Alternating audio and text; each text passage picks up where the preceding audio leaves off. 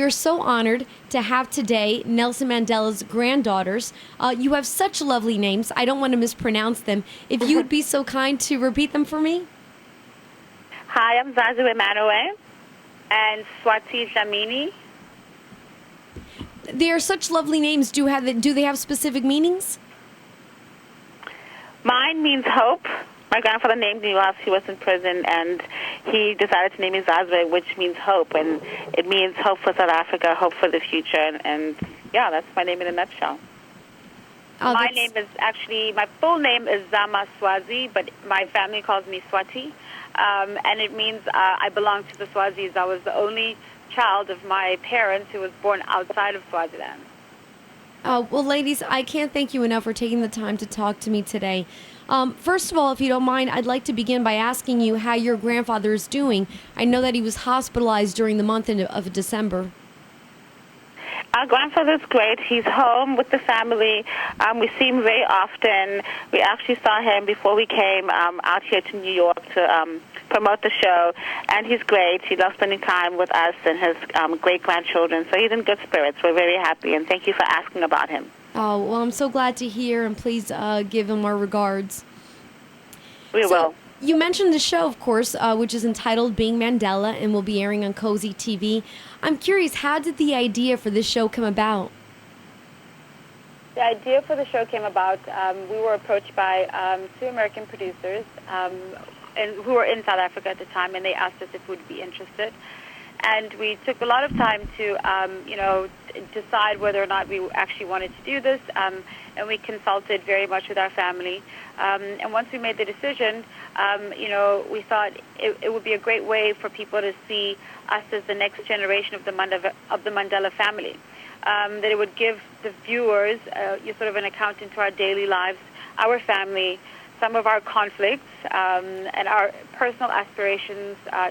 We're both mothers, we're both women, we're both, business owners, and we entrepreneurs. And we also wanted to showcase our country, South Africa, 23 years after our democracy, show what our grandfather fought so hard for, to liberate our country, to free our country. What was your grandfather's reaction to the show?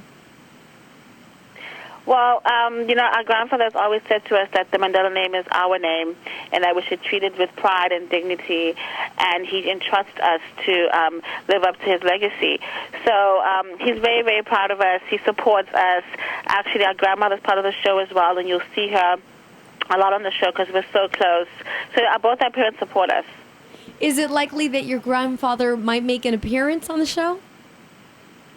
Well, our grandfather's not directly on the show, but you hear a lot of references about him. He's so significant in our lives. We actually wouldn't even have a show without him. So, you'll hear about him, you'll hear how he's doing, but you won't directly see him. You see lots of extended members of the family, my grandmother, my aunts, my mom, all the children, our cousins. So you get a really good insight into our family. You mentioned, obviously, we will get a sense of your daily lives, your families, the conflicts. I'm curious, does the Mandela family have a regular, typical family gathering, let's say, around the holidays? We do. We do. Every Christmas, we travel to my grandfather's home, and we spend a few days with him, just us, just the family. And we're very much into our Sunday lunches. Yeah. Sunday lunch is a very big thing for us, so we like to gather at least once a week to just catch up. So I understand that both of you ladies basically grew up in the United States because of your father being imprisoned, but were able to go back in your teen years. I'm curious, what was it like growing up in the United States as Nelson Mandela's granddaughters? Well, our parents had an opportunity to go to Boston University, so it was obviously the right decision for them to take at the time because our country at the time was going through a lot of turmoil, and it wasn't the best environment to raise children. So when the opportunity arose, they brought us to Boston, and it was a great way to grow up. It created some sort of normalcy in our life. we'd go to school, we'd come back, and our mother would be home. We wouldn't have to worry if we'd find them home or not.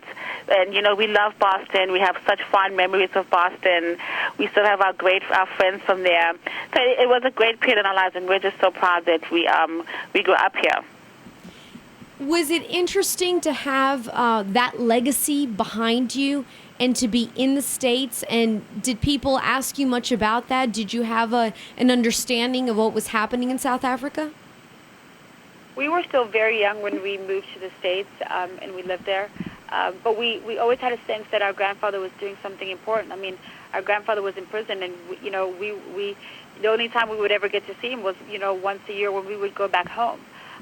So we knew that there was something that he was fighting for, and our mother, always reminded us that everything that we have that we can enjoy, we should be grateful for, because our grandfather's in prison and he can't enjoy the same luxuries that we can.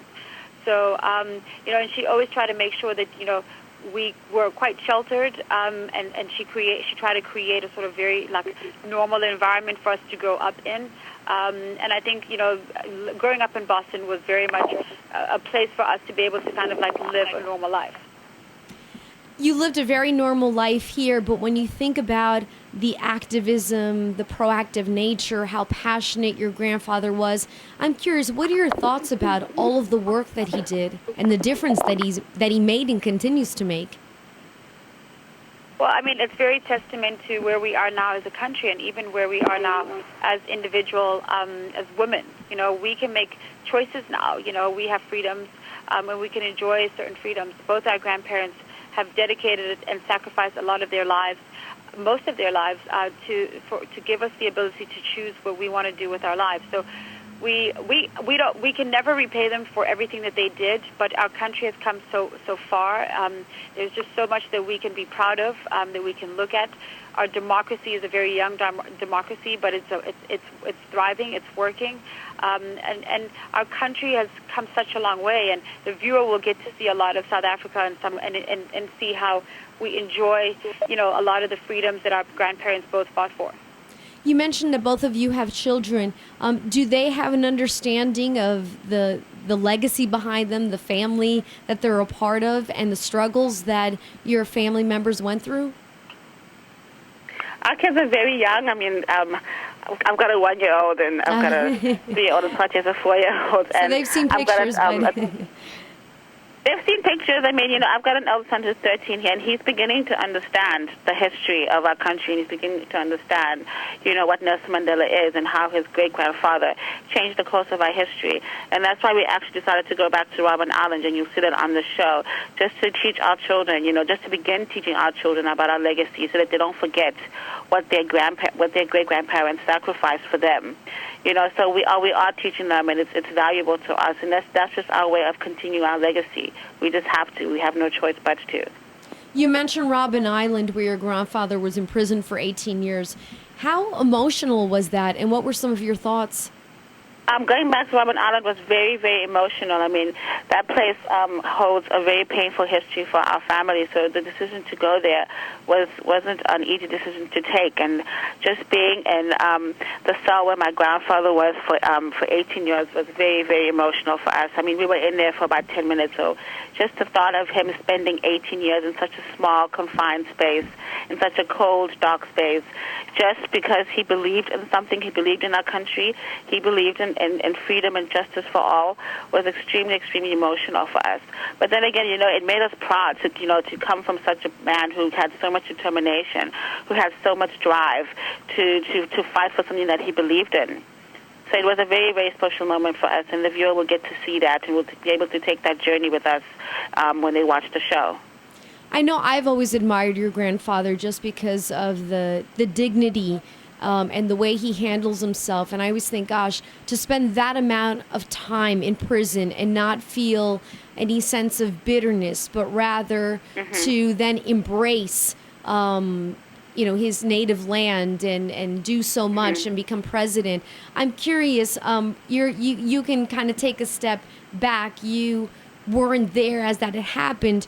Did you hold any bitter feelings? Were you upset, angry about what had been done?